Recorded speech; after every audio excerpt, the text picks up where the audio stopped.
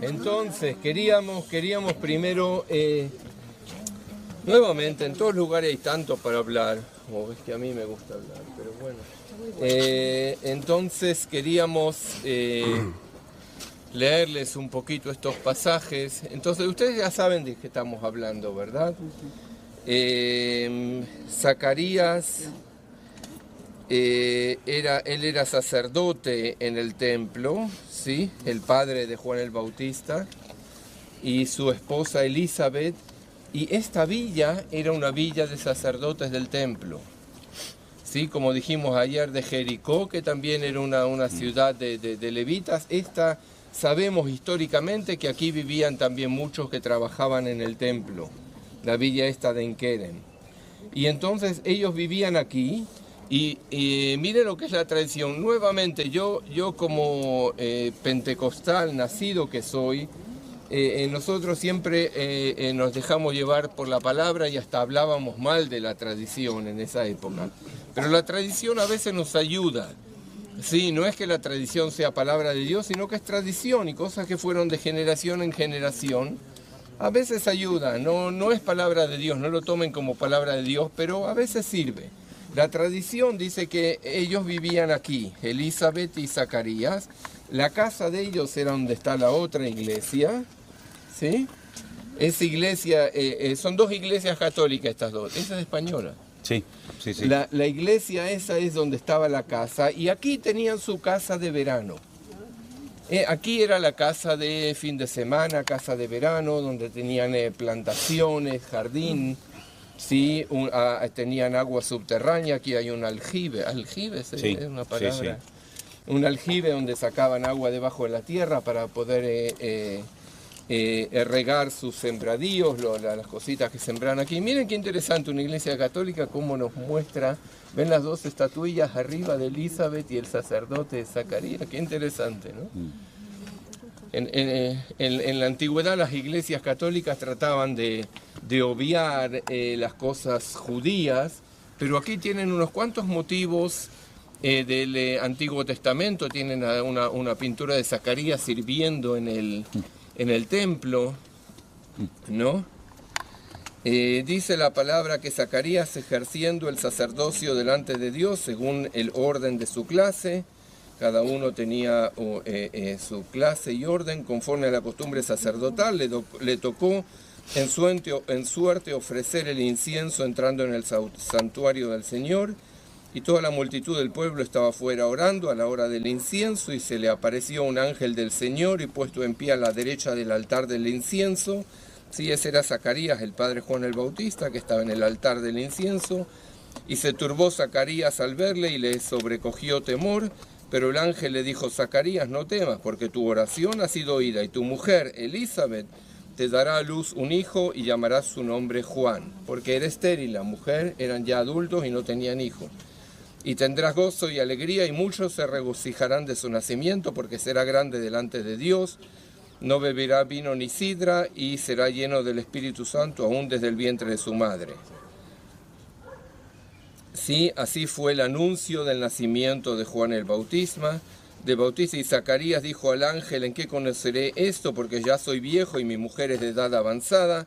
Respondiendo el ángel le dijo: yo soy Gabriel, el que está delante de Dios, y he sido enviado a hablarte y darte estas buenas nuevas. Y ahora quedarás mudo y no podrás hablar hasta el día en que esto se haga, por cuanto no creíste mis palabras, las cuales se cumplirán a su tiempo. Y en aquellos días, me salto unos versículos, después de aquellos días concibió su mujer Elizabeth y se recluyó en casa por 5 meses, en su casa por 5 meses, diciendo: así ha hecho conmigo el Señor, en los días en que se dignó quitar mi afrenta delante de los hombres. Y dice la palabra: y al sexto mes, el ángel, cuando ya había concebido Elizabeth, en su vientre, no había nacido, sino que estaba embarazada, había concebido. Mucha gente dice hoy en día que se puede abortar un bebé porque no es hasta que no nació, no es nada. Venla, para la Biblia ya había vida, ya había concebido. En el sexto mes, cuando ya estaba embarazada, el ángel fue enviado por Dios a la ciudad llamada Nazaret, y ahí le viene el anuncio a María de que ella también va a quedar embarazada. Y me salto al versículo 39, en aquellos días levantándose María fue deprisa a la montaña, a una ciudad de Judá. A la montaña, a una ciudad de Judá. Ven que no dice en Karen, pero es lo que creemos. Y entró en casa de Zacarías y saludó a Elizabeth. Y aconteció que cuando oyó Elizabeth la salutación de María, la criatura saltó en su vientre. Y Elizabeth fue llena del Espíritu Santo y exclamó a gran voz y dijo, bendita tú entre las mujeres y bendito el fruto de tu vientre. Eso le dijo Elizabeth a María. Porque se me concede a mí que la madre de mi Señor venga a mí, porque tan pronto la voz de tu salutación llegó a mis oídos, la criatura saltó de alegría en mi vientre, y ahí ella canta el Magnificat. Otra mujer más estéril en la Biblia que fue visitada por el Señor. Ya van unas cuantas, ¿eh? Sara, Rebeca, Raquel, Ana, la madre de Samuel. Es decir, que no es la primera vez que el Señor abre la matriz de mujeres mayores, ¿verdad? Estériles, y conciben y dan a luz grandes hombres de Dios, como fue el caso de Samuel, el caso de Jacob, el caso de ahora de Juan el Bautista. Entonces vemos que para el Señor no hay nada imposible. Y también un detalle muy significativo, la última vez cuando apareció el ángel Gabriel en el Antiguo Testamento fue en Babilonia, cuando le da un paquete profético, si me permiten la palabra, al profeta Daniel, y le da una revelación espectacular, una profecía tremenda que la conocemos como las 70 semanas del profeta Daniel, ¿no? 70 semanas están determinadas sobre tu pueblo, sobre tu santa ciudad, etcétera, etcétera, ¿no? Y ya no apareció más ese poderoso ángel mensajero hasta que se vuelve otra vez a aparecer en las páginas del Nuevo Testamento, en este caso a Zacarías, ministrando en ese altar de incienso que ustedes vieron ayer en el Museo del Templo, ¿verdad? Después también se volvió otra vez a aparecer Gabriel a María, cuando le anuncia que va a quedar embarazada. Fíjense, les pongo como tarea, ¿no? Fíjense cómo reaccionó Daniel en el Antiguo Testamento cuando se le presenta a Gabriel, y cómo reaccionó María y la conversación que mantiene ella con el mismo ángel cuando recibe el anuncio de que va a ser madre y va a nacer nada más y nada menos que el Mesías a través de ella, ¿no? Así que es imposible venir a este país y no tocar tema de la Biblia. Es imposible, es que está por todos lados. Por todas partes hay Biblia, Biblia, Biblia, Biblia y nada más que Biblia, ¿no? Porque yo les dije a ustedes, y volvemos otra vez a la frase, aquí se ve la Biblia. Aquí se ve la palabra de Dios. Por todas partes vemos la obra de Dios. Esta es la tierra de la Biblia. Esta es la tierra de los profetas. Esta es la tierra de los apóstoles. Esta es la tierra donde se escribió la palabra, esta es la tierra de los milagros, ¿verdad? Por lo tanto, es un privilegio estar aquí en esta mañana, en este lugar tan bonito, ¿verdad? Donde se produjo ese encuentro. Ahora van a entrar, no sé si la habrán quitado, espero que no. Hay un encuentro, una estatua de dos mujeres, una es Elizabeth y otra es María, porque aquí se encontraron, aquí se produjo esa manifestación tremenda, ¿no? Porque un niño dice que al oír la voz de María, saltó en su vientre de alegría y fue lleno del Espíritu Santo. Nos habían enseñado que para estar lleno del Espíritu Santo hay que hablar en lenguas. Sin embargo, este niño está en el vientre y fue llena su madre del Espíritu Santo sin necesidad de tener la experiencia del día de Pentecostés. Hay cosas de doctrina, de teología, no de doctrina. Hay cosas de teología que muchas veces cuando uno analiza bien la palabra de Dios son estructuras denominacionales que a veces chocan directamente con la verdad revelada en la Biblia, ¿no? Así que vamos a entrar, si queréis, aquí dentro y recuerden. Vamos a hacer una cosa ¿sí? aquí para no... a veces al cura no les gusta que andemos gritando ahí adentro. Van a ver ustedes, les explico lo que van a ver, les damos un tiempito y nos encontramos de vuelta aquí. Entonces van a ver también esta oración. Sí.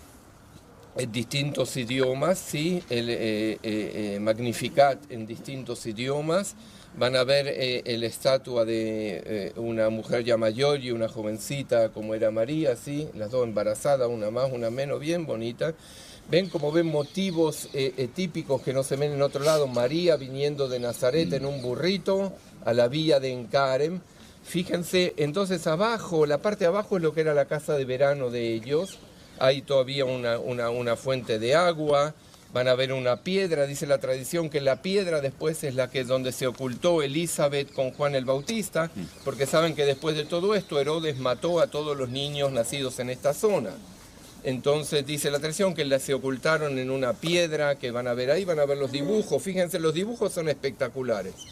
Sí, el padre de Juan el Bautista, Zacarías, ministrando con incienso en el templo. Y les aconsejo que suban arriba. Arriba es la capilla, donde hay también unos dibujos espectaculares. Hay un dibujo sobre la batalla de Lepanto. Sí, la batalla de Lepanto paró un poco la influencia islámica en España. Y todos conocemos al Manco de Lepanto, ¿verdad? Y unos dibujos hermosos. La mujer sobre la luna con el bebé, como nos cuenta, lo describe Apocalipsis, ¿sí? Entonces tomémonos 15 minutos porque tenemos que ir también al Jardín de la Tumba Vacía, tenemos horario, ahí tenemos...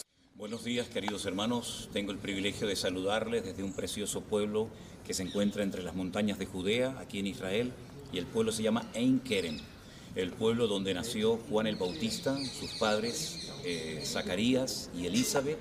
Esta era una villa de sacerdotes y aquí fue donde se crió este gran varón de Dios, que fue el que preparó el camino para el Mesías. Estas estatuas que tengo detrás de mí representan el encuentro de María, la madre del Señor Jesucristo, y de Elizabeth.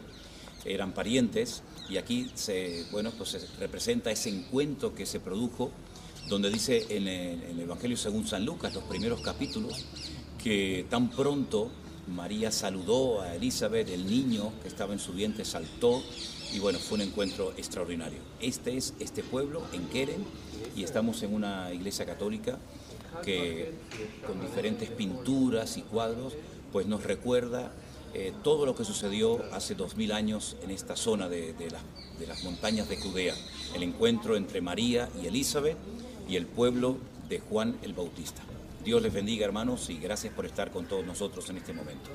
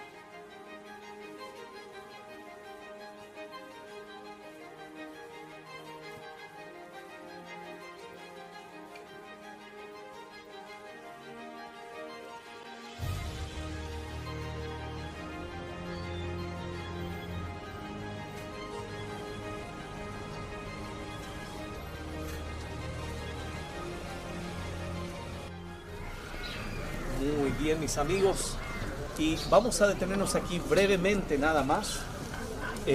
Quiero asegurarme de que todos estén aquí, porque creo que también el pastor Sierra tiene algunos amigos aquí en Tel Aviv que vinieron también para acoplarse al grupo. Hola, ¿cómo estás? Bien. Ah, muy bien. Igualmente. Así que yo quiero asegurarme de que ellos también se acoplen al grupo. ¿Y me pueden escuchar así con la mascarilla? ¿Se escucha todavía? Ah, buenísimo. Bueno, mis amigos, ¿qué les parece si ya comenzamos con el recorrido? ¿Sí? Hoy vamos a estar hablando acerca de los eventos de la crucifixión, sepultura y resurrección de nuestro Señor Jesucristo. Vamos a comenzar el recorrido en la plataforma del Gólgota y terminaremos nuestra visita con la tumba vacía.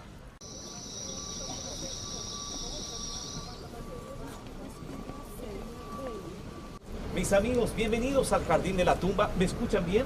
Sí. Muy bien, coloqué el micrófono aquí, así puedo usar las manos para mostrar las fotografías.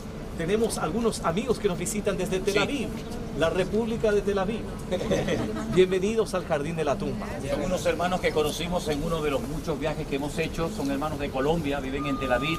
Ha venido con su esposa y con sus 2 hijos. Y le damos un aplauso de bienvenida a los hermanos. Bienvenidos. Gracias por estar con nosotros. Gracias. Y es una bendición tenerlos a todos ustedes aquí en este maravilloso lugar después de una temporada bastante difícil y fluctuante de lo que fue la corona, pero gracias a Dios ya podemos abrir el lugar al público. Mis amigos, este es un lugar pero muy especial para nosotros como cristianos de diferentes partes del mundo, por lo que este lugar representa. Estamos hablando acerca de los eventos de la crucifixión, sepultura y resurrección de nuestro Señor Jesucristo. Ahora, creo que es importante señalar que el jardín de la tumba es identificado como una de dos alternativas oficiales para los eventos de la crucifixión, sepultura y resurrección de nuestro Señor Jesucristo. Y decimos que es una de dos alternativas oficiales porque a través de los siglos y aún en siglos recientes, diferentes lugares fueron sugeridos. Por lo menos 6 lugares, de los cuales solamente 2 lugares tienen mayor fundamento histórico y arqueológico. La tradición más antigua se encuentra dentro de los muros de la ciudad, que es la iglesia del Santo Sepulcro. Aquel lugar fue establecido en el siglo IV después de Cristo, y en siglos recientes se comenzó a identificar este lugar, toda esta área que tenemos aquí, como una otra alternativa viable, ya que este lugar posee elementos históricos y arqueológicos que encajan dentro del perfil de lo que vemos en la Biblia. Todo comenzó en el año 1842, cuando un teólogo alemán escribió acerca de la colina que tenemos aquí como el lugar de la calavera, en base a ciertos rasgos que este hombre había identificado en el lugar. Uno de los elementos principales que comenzó a atraer a las personas al lugar tuvo que ver con la apariencia del lugar, la semejanza de una calavera en la ladera del monte. Quiero mostrarles una fotografía antigua que fue capturada en el año 1900. Y en esta fotografía ustedes van a poder observar lo que las personas vieron al venir al lugar. En unos instantes voy a estar mostrando con mis dedos el área donde uno puede distinguir la semejanza de una calavera. Es en esta sección aquí, entre mis dedos, el área donde uno puede discernir las cavidades o las cuencas de los ojos, ¿sí? En el centro uno puede ver el puente de la nariz, ¿sí? Y la parte inferior se encuentra hoy día bajo tierra. Mas al ver esto las personas, ellos comenzaron a asociar la semejanza o la apariencia de una calavera con el significado del nombre del lugar donde Jesucristo fue crucificado. La Biblia nos dice en el Evangelio de Marcos capítulo 15 que le trajeron a Jesucristo al lugar llamado Gólgota, que se traduce como el lugar de la calavera. El nombre Gólgota en su origen es un nombre arameo que simplemente significa calavera, y en español decimos Calvario, que originalmente viene del latín Calvaria, que también significa calavera. Este fue uno de los elementos principales que comenzó a atraer a las personas al lugar. La segunda razón que atrajo a las personas al lugar tuvo que ver con la ubicación de este lugar con relación a la ciudad antigua. Y si ustedes miran en aquella dirección allá atrás, ustedes ya pueden ver una sección del muro norte de la ciudad antigua del día de hoy. Ustedes pueden ver qué tan cerca estamos de la ciudad antigua del día de hoy. Según lo que describe la Biblia del Evangelio de Juan capítulo 19, nuestro Señor Jesucristo fue llevado al lugar llamado Gólgota, que según Juan se ubicaba en las afueras de la ciudad, pero también cerca de la ciudad.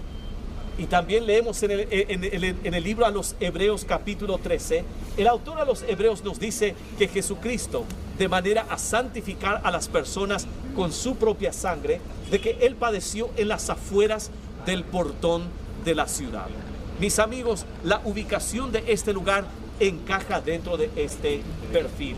Ahora, es importante aclarar que lo que tenemos allá atrás hoy día, la ciudad antigua de Jerusalén y los muros de la ciudad, ya no datan de la época de Jesús.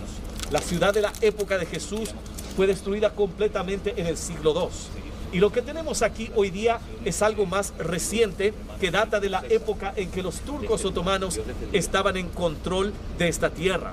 Y en el siglo XVI, cuando ellos construyen los muros de la ciudad, en esa sección del muro norte que ustedes ven allá atrás, incluyendo el área del portón de Damasco hacia la derecha, en esa sección ellos ubican el muro en la ubicación original del segundo muro de la época de Jesucristo, el muro que originalmente había sido construido por el rey Herodes el Grande. Mis amigos, La implicancia de esto es que aquí nosotros podemos decir que nos encontramos en las afueras de la ciudad, no solamente del día de hoy, sino también de la época de Jesús. También nos encontramos cerca de la ciudad, tal cual describe San Juan capítulo 19, y también nos encontramos en la proximidad de la ubicación de un portón importante de la época de Jesús del lado norte. Y nos encontramos en una ubicación estratégica para la exhibición de crucifixiones desde un punto de vista romano. Mis amigos, los romanos en la antigüedad tenían la costumbre de exhibir las crucifixiones en las orillas de las carreteras principales, ¿sí? No encima de los montes como tradicionalmente vemos en las películas. Y mis amigos, exhibían las cruces en las orillas de las carreteras principales para que la gente pudiera ver de cerca el sufrimiento, la agonía y también la vergüenza de aquellos que eran crucificados. Y mis amigos, digo esto porque en la antigüedad era costumbre de exhibir a aquellos que eran crucificados completamente desnudos. Mis amigos, era una humillación total. El propósito era de que sirviera de escarmiento y de intimidación.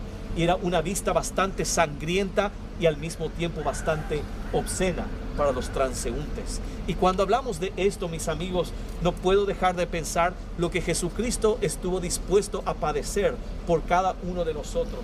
En esa cruz, Jesucristo, el Hijo de Dios, estaba tomando su lugar y mi lugar, y Él sobre sí estaba cargando nuestros pecados, nuestra culpa y literalmente nuestra vergüenza. Y Él con su sangre estaba pagando el precio que ninguno de nosotros podía pagar. Y Él tenía que ir a la cruz, porque la Biblia nos enseña que sin derramamiento de sangre no podía haber la remisión o el perdón de los pecados. ¿Por qué? La Biblia nos enseña que la paga del pecado, mis amigos, es muerte. No solamente la muerte física, sino también la muerte espiritual. Esa muerte espiritual conlleva la implicancia de la eterna separación de Dios para pasar toda la eternidad en un lugar de eterna condenación. Pero Dios en su infinito amor mandó a su Hijo Jesucristo a vivir la vida perfecta que ninguno de nosotros podía vivir y a morir la muerte que todos nosotros merecíamos morir. Y en esa cruz Él murió por usted, Él murió por mí. Al final del día, mis amigos, el porqué de la cruz es lo más importante para nosotros. El propósito por el cual Jesucristo murió en esa cruz. Y vamos a hablar un poco más al respecto en la segunda parte de nuestro recorrido. Ahora yo quiero invitarlos a pasar al frente, a sacar fotografías del lugar, y después de aquí avanzaremos hacia la segunda parte de nuestra visita. Mis amigos, adelante. Mis amigos, estamos aquí en la segunda parte de nuestro recorrido y brevemente quiero señalar dos elementos arqueológicos de este lado de la propiedad que fueron significativos para el lugar, que hacen que el lugar encaje dentro del perfil de lo que vemos en la Biblia. La Biblia nos dice en el Evangelio según San Juan capítulo 19 en el versículo 41 que en el lugar donde Jesús fue crucificado había un huerto, y en el huerto una tumba nueva en el cual nadie había sido puesto. Según la descripción de Juan, el lugar de la crucifixión y la tumba se encontraban en una proximidad cercana. De hecho, esa es una de las razones mencionadas por Juan del por qué se utilizó la tumba de José de Arimatea para la sepultura de nuestro Señor. Dice Juan que era por causa del día de la preparación de los judíos, que es una expresión en referencia al día de reposo, ¿sí? Y porque aquel sepulcro estaba cerca, dice Juan, lo colocaron en aquel sepulcro. Y menciono esto y también quiero hacer una aclaración porque en la mayoría de nuestras traducciones, por ejemplo la traducción de Reina Valera 1960, dice que por causa del día de la Pascua de los judíos, ¿sí? Eso no dice en el original, mis amigos. Simplemente dice que por causa del día de la preparación de los judíos, que en realidad no es en referencia a la Pascua, sino al día de reposo, ¿sí? Esa es una expresión que vemos en textos extrabíblicos en referencia al sábado, ¿sí? Y porque aquel sepulcro estaba cerca, dice Juan, lo colocaron en aquella tumba. Ahora Juan dice de que en esa propiedad donde la tumba estaba había un huerto. Y mis amigos, en esta propiedad tenemos evidencias arqueológicas de un huerto de aproximadamente, de aproximadamente 2000 años atrás. En el año 1924, cuando se comenzó a hacer las excavaciones de este lado de la propiedad, se descubrió aquí un lagar. El lagar era el lugar donde se pisaban las uvas para extraer el mosto para producir el vino. Ahora, es importante señalar que lo que ustedes ven aquí, mis amigos, es parte del lagar, no es la totalidad del lagar. El lugar donde se pisaban las uvas todavía se encuentra por debajo de esta plataforma y todavía se deben de hacer más excavaciones para traer a luz el lugar donde se pisaban las uvas. Del nivel superior, el mosto de las uvas se derramaba a un nivel inferior, que era la batea de recolección, donde se juntaba el mosto, y según arqueólogos expertos en cuanto a lagares de diferentes periodos, ellos creen que también aquí ya se comenzaba el proceso de fermentación para la producción del vino. Mis amigos, este fue un hallazgo bastante importante porque nos indica de que aquí hubo un huerto, más específicamente hablando un viñedo, aproximadamente 2000 años atrás. Pero el elemento más importante que todos ustedes vinieron a ver en este lugar se encuentra allá abajo, que es la tumba. Hasta el año 1867, toda esta propiedad que tenemos aquí se encontraba bajo tierra.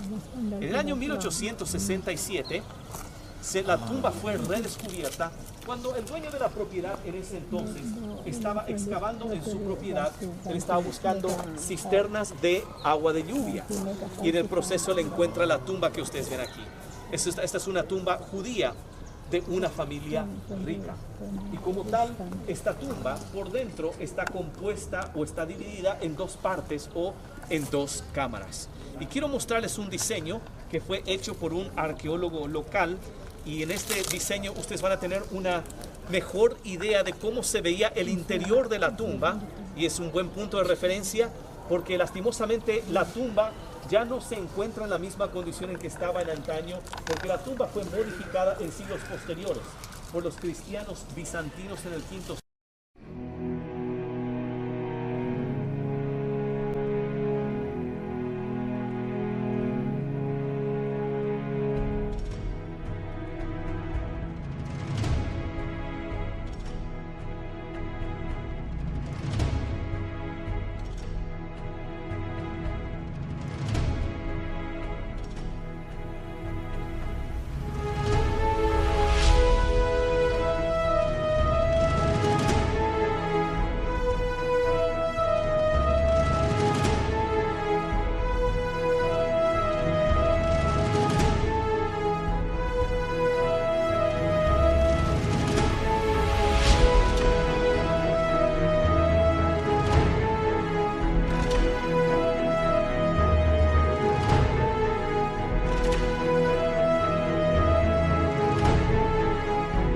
siglo. Y nuevamente por los cruzados en el siglo XII. Ahora, ustedes al ingresar a la tumba, mis amigos, van a ingresar a esta primera cámara que se ve aquí. La primera cámara que tenemos aquí era conocida como la antecámara. La antecámara era el lugar donde la familia hacía la preparación final del cuerpo, y también era el lugar donde la familia tenía hacía el ritual de lamentación final, o el funeral, por así decirlo. Y después se transfería el cuerpo y se dejaba el cuerpo dentro de la cámara de la sepultura, donde hay 3 lóculos, 3 estantes de sepulturas. ¿Sí? Este fue un sepulcro ancestral, una tumba familiar de una familia adinerada. Bajo condiciones normales, mis amigos, se dejaba el cuerpo dentro de la tumba solamente por un año. Después de un año, la familia retornaba a la tumba para extraer los huesos del cuerpo y colocaban los huesos del individuo en una caja de piedra llamada el osario. Este es un concepto que fue introducido aquí en la tierra de Israel en la época del Segundo Templo, y se hacía esto en la antigüedad de manera a vaciar los estantes de sepulturas para que pudieran ser reutilizados nuevamente con otros familiares. Y de esta forma utilizaban tumbas como esta de generación en generación. Mis amigos, hay tanto que se puede decir en cuanto a esta tumba. Podríamos pasar 1 hora y media hablando solamente de las diferentes características de la tumba. Pero mis amigos, ustedes hoy vinieron a visitar una tumba vacía, porque Él no está aquí, pues ha resucitado. Amén. Mis amigos, nosotros creemos que Jesucristo murió en la cruz del Calvario por nuestros pecados, y conforme a las Escrituras, Él fue sepultado, pero al tercer día Él físicamente resucitó de entre los muertos y Él está físicamente vivo hoy. Y Él ofrece vida eterna con Él a todos aquellos que ponen su fe y su plena confianza en Él y en lo que Él hizo por nosotros en la cruz del Calvario. Mis amigos, al final del día de eso se trata este lugar. Vinieron a ver una tumba vacía, mis amigos. Y lo más importante para nosotros hoy día es entender el propósito del por qué Jesucristo murió en esta cruz. Y mis amigos, yo quiero invitarlos a meditar en estas palabras, pero también analizar el corazón para ver en dónde usted se encuentra en su relación con Dios, en dónde yo me encuentro en mi relación con Dios hoy. Porque la Biblia dice que hoy es el día aceptable, hoy es el día de salvación. Mis amigos, la muerte no es la tragedia para la humanidad. El COVID-19, el Omicron, las diferentes variantes del Delta no son la tragedia para la humanidad. La tragedia para la humanidad es morir sin Cristo. Y por esta razón quiero pedirles en el nombre del Señor Jesucristo a considerar estas palabras y también analizar su corazón. Quizás estoy predicando al coro aquí, pero al mismo tiempo quizás hay algún individuo todavía en este grupo que todavía debe de tomar una decisión. Mi amigo, mi amiga, no deje hasta que sea muy tarde, porque esto es lo más importante del cual podemos hablar aquí. Sí, tenemos muchos elementos históricos, arqueológicos en el lugar de qué hablar, pero su relación y mi relación con Dios es lo más importante hoy, ahora. Yo creo que hay suficientes personas equipadas dentro del grupo que pueden responder a sus preguntas. Pero al mismo tiempo, si usted quiere tener una conversación privada, yo voy a estar parado en la entrada también para responder a sus preguntas y quizás orar con usted. Pero por favor, no salga de este lugar sin tomar una decisión. Mis amigos, ahora sí, vamos a ir a visitar la tumba. Vamos a bajar por estas escaleras y al costado ustedes van a ver el lagar donde se juntaba el mosto de las uvas. Para aquellos que quieran sacar fotografías del lagar, después iremos a ver la tumba.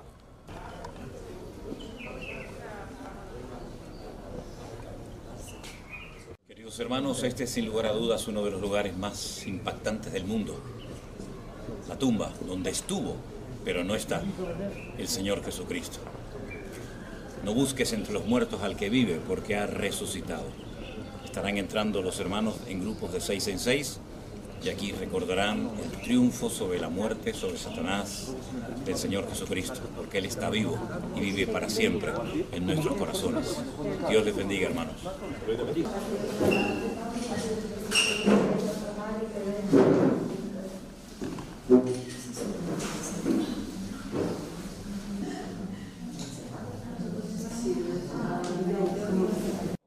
Ahora, como aquí hay personas de diferentes iglesias, diferentes denominaciones, tal vez diferentes estilos, y a mí me toca el unir un poco todo esto.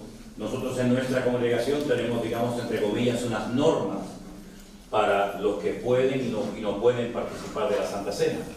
Pero esto no es una iglesia, esto es un grupo muy variopinto, formado por personas de diferentes culturas, diferentes denominaciones, diferentes iglesias, pero sí me gustaría decir unas cuantas cosas porque lo que voy a decir le viene bien a todo el mundo. La Santa Cena no es como algunos piensan, simplemente tomar un trocito de pan y una copita de vino. Es mucho más que eso. El Señor Jesucristo en esta ciudad de Jerusalén, hace 2000 años, comiendo en una mesa con sus discípulos, en esa casa donde estuvimos el otro día, ¿recuerdan? Lo que llaman el aposento alto o el cenáculo, pues Él tomó pan. Y entonces, en esa noche, en esa última cena con sus discípulos, pues Él estableció lo que llamamos el nuevo pacto, un pacto de sangre. El Señor había hecho diferentes pactos a lo largo de la historia, por ejemplo, el pacto que hizo con Noé. La señal visible de ese pacto es que cada vez que apareciera en el horizonte el arco iris, la Biblia dice que Dios recordaría que hizo un pacto con la humanidad a través de Noé, que no volvería a ser destruida la tierra por un diluvio. Y no ha vuelto a suceder eso, solamente ocurrió una vez y nada más. Hizo un pacto con Abraham. La señal de ese pacto con el patriarca Abraham fue la circuncisión, que se sigue practicando hasta hoy en día en el pueblo de Israel, ¿verdad? Había también pactos entre personas. David y Jonatán hicieron un pacto en un momento determinado. Era un intercambio de prenda, ¿no? David se vistió de príncipe y el príncipe se vistió de pastor, un intercambio de prenda, ¿no? Había diferentes tipos de pactos, pactos de sal, pactos de intercambio de prenda, pactos entre personas, pactos entre pueblos, pactos de Dios con el hombre. Pero el último y gran pacto fue el pacto que Dios hizo a través de la obra del Señor Jesucristo, a través de su sacrificio, de su sangre, y la señal de ese pacto iba a ser su muerte, su posterior resurrección. Pero ¿cómo recordamos nosotros los cristianos, los que nos identificamos con Él, ese pacto? ¿Cómo lo recordamos? Bueno, hay iglesias que lo celebran todos los domingos, hay iglesias que lo hacemos una vez al mes, otras personas lo hacen cada dos meses, ¿sí? El tiempo lo establece uno mismo, pero sí dijo el Señor, hacer esto en memoria de mí.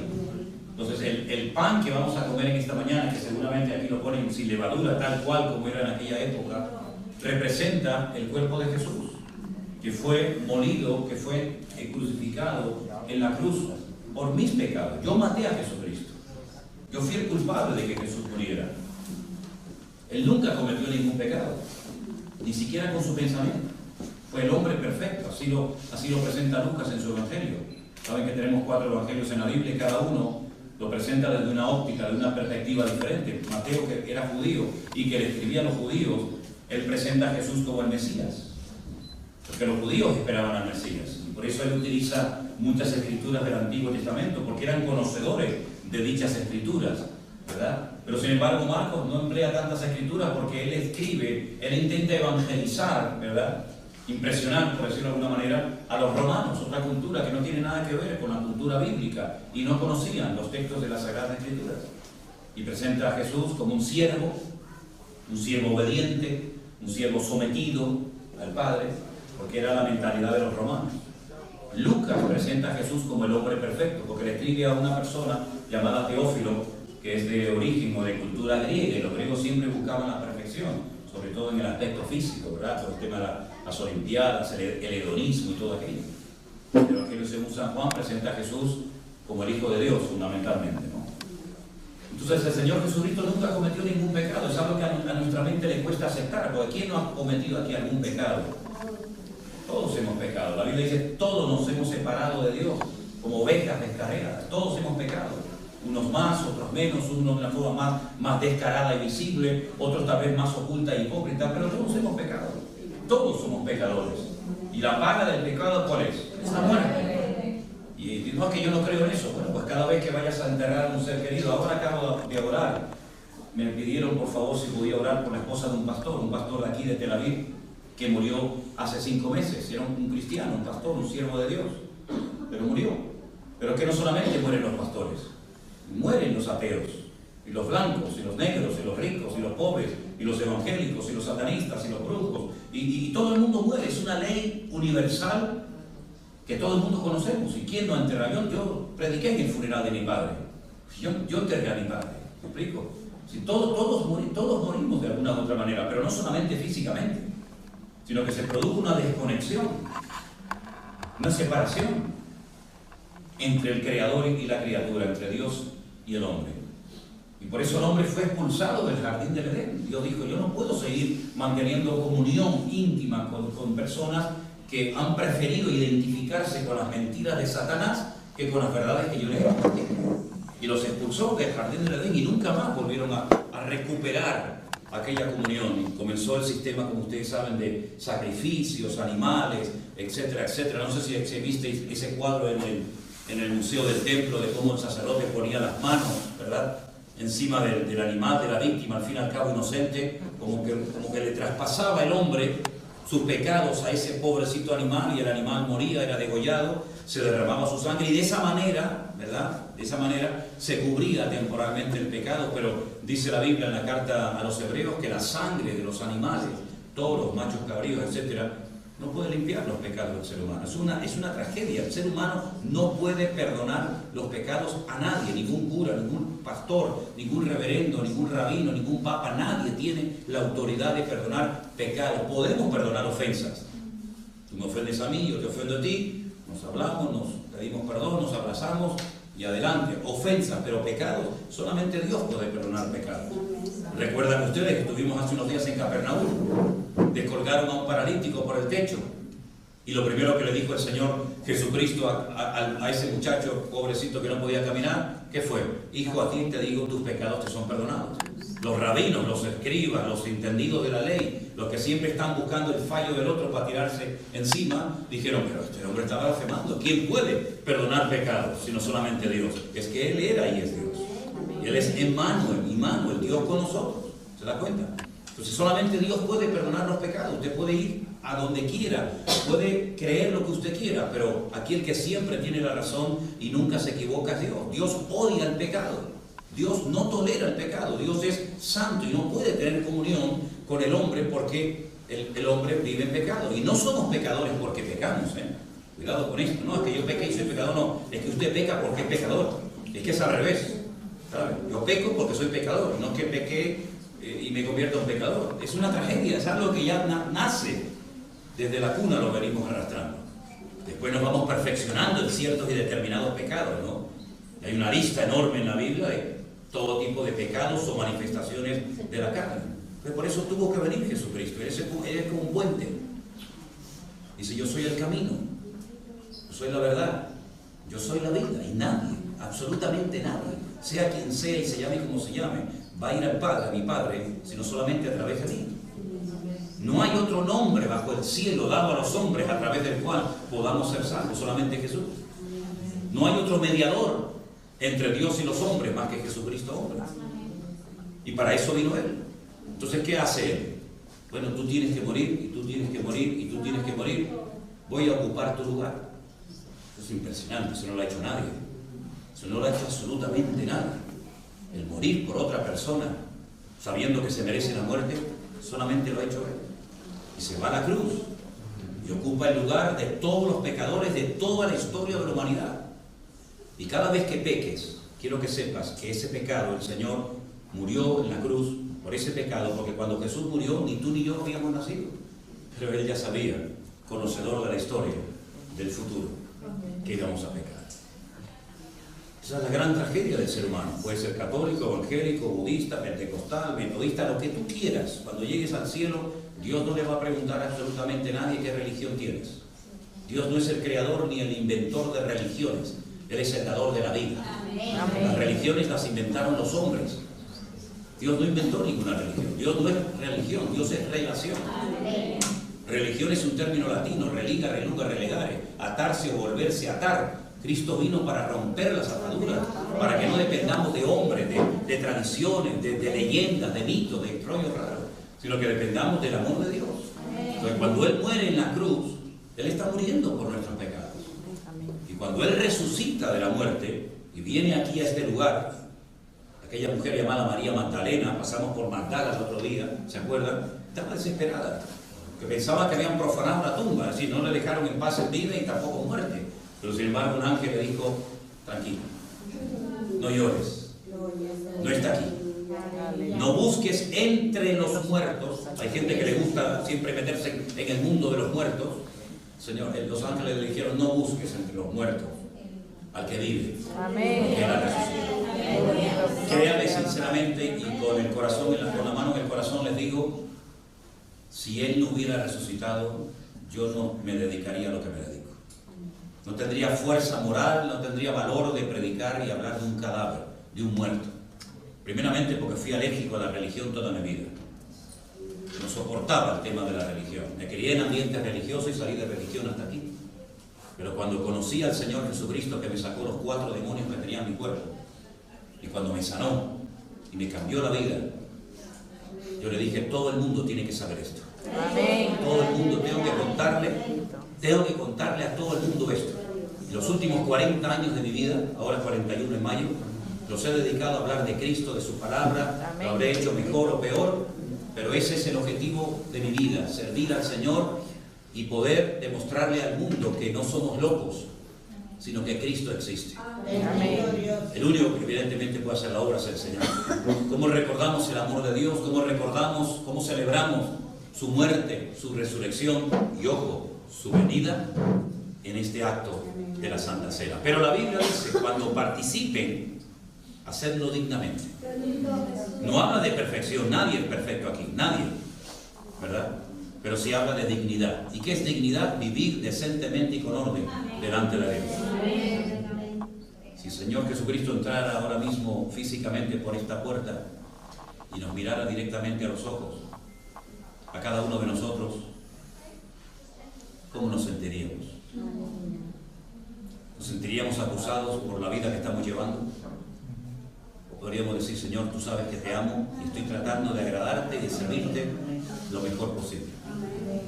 Que cada uno tome la decisión en base a su conciencia y en base a su madurez. Pero este momento es muy importante porque estos elementos, el pan y el vino, nos recuerdan todo eso, ¿saben? Aquí tenemos la mañana. No sé si en su iglesia participan de esta manera, que es lo más parecido a la matzá, que es el pan que se come en la Pascua, es un pan sin levadura.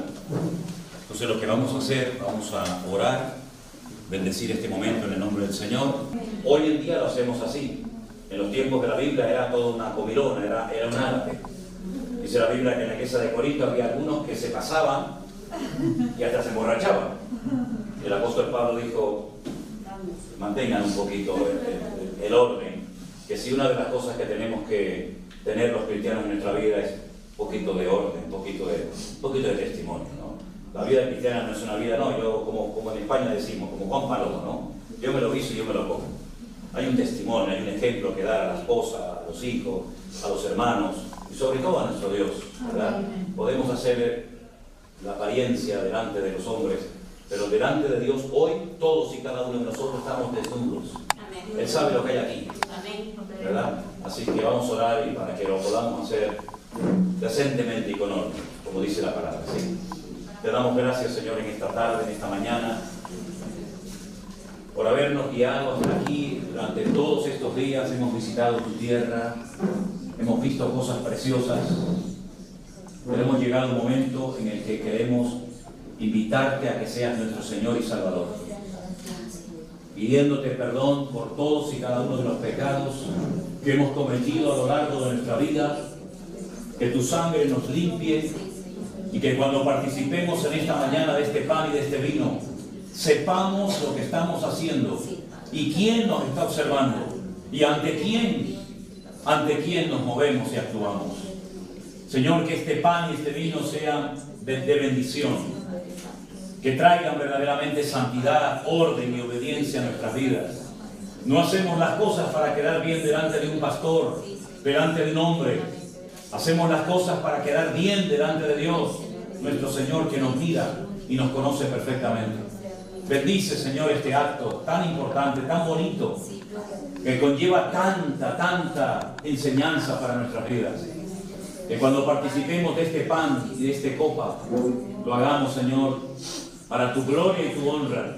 Y que nuestra vida sea una vida de victoria, una vida genuina, una vida auténtica, donde no vivamos de tradiciones, de costumbres, de mandamientos de hombres, sino vivamos conforme a la palabra de Dios. En esta mañana, Señor, queremos entregarnos a ti. En esta mañana, si entre nosotros hay alguna persona que nunca te ha recibido, que nunca te ha aceptado, que nunca ha vivido conforme a la palabra de Dios, Señor, que toque su corazón para que hoy te reciba y te acepte en su corazón como su Señor y Salvador personal. Gracias, Padre, porque podemos celebrar con dignidad, que no sea un tiempo de juicio, de condenación, sino todo lo contrario, un tiempo de victoria y de libertad en el nombre del Señor Jesús. Amén. Amén. Amén. Gloria a Dios. Bueno, tal vez, Sinker, me ayudas a repartir esto, y otro hermano que me ayude. Usted, hermano, puede ayudar a repartir las copitas. Creo, si no me equivoco, que la copita la dejan llevar como recuerdo. Creo que sí, ¿verdad? Está hecha con madera de olivo, de aquí de Israel, ¿sí? Así que pueden pasar a repartir. Vaya usted por un lado, que así se intercambia. Gloria a Dios. Bendito sea el Señor. En la cruz, lo primero vi la luz, y las manchas de mi alma yo lavé. Fue allí por fe, lo vi a Jesús, y siempre feliz con él seré. En la cruz, lo primero vi la luz, y las manchas de mi alma yo lavé. Fue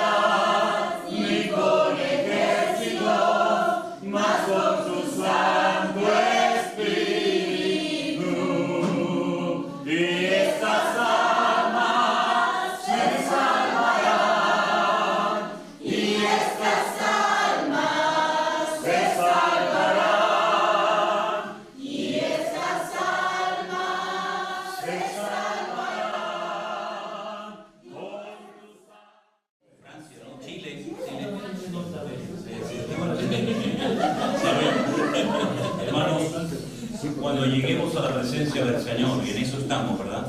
Amén. Cuando lleguemos a la presencia del Señor no va a haber un cielo para latinos y otro para europeos, y uno para blancos y otro para negros. He estado en Estados Unidos unas cuantas veces y he ido a predicar a iglesias de latinos, o iglesias de negros, o iglesias de blancos, ¿verdad? Esas barreras raciales, incluso a veces hasta en las mismas iglesias compitiendo, ¿no? A veces cuando voy a reuniones, no voy mucho, ¿no? O prácticamente nada, pero cuando iba hace años a reuniones de pastores, parece que la pregunta que siempre te tienen que hacer es: ¿cuánta gente tienes? ¿Cuán grande es tu iglesia? ¿Cuánta gente hay en tu congregación? Y ya usted, por decirle, nosotros ya no contamos a las ovejas, las pesamos. Puedes tener 20.000, están todas enfermas, todas podridas, no puedes tener 4 y sanas, ¿no? Por lo tanto, estamos practicando aquí a respetarnos, a llevarnos bien los unos con los otros. Estamos haciendo prácticas para que cuando lleguemos a la presencia del Señor podamos soportarnos y disfrutar toda una eternidad. Quiero darle las gracias públicamente a Daniel porque ha sido una ayuda muy grande el tiempo que lo hemos tenido con nosotros. Ha sido una gran bendición. También a Singer, que han trabajado tremendamente. Y la verdad es que estamos muy agradecidos. Nosotros estamos esperando a un grupo que viene el día miércoles. ¿Ustedes se van cuándo? Mañana. Domingo.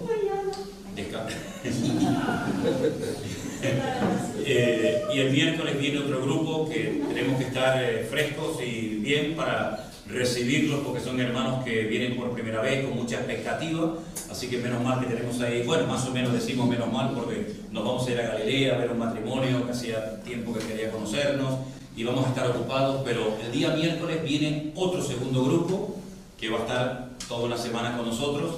Así es que estamos muy agradecidos porque ustedes han sido uno de los mejores grupos. Amén. Y ya me conocen, yo no iba a decir una expresión venezolana, no sé si es fea, porque claro, aprendí a hablar en Venezuela y no sé si esa expresión a lo mejor aquí suena feo, pero no diría lo que voy a decir si no fuera verdad. Ustedes han sido un grupo extraordinario, muy fácil de atender y la verdad es que les guardaremos muchísimo cariño.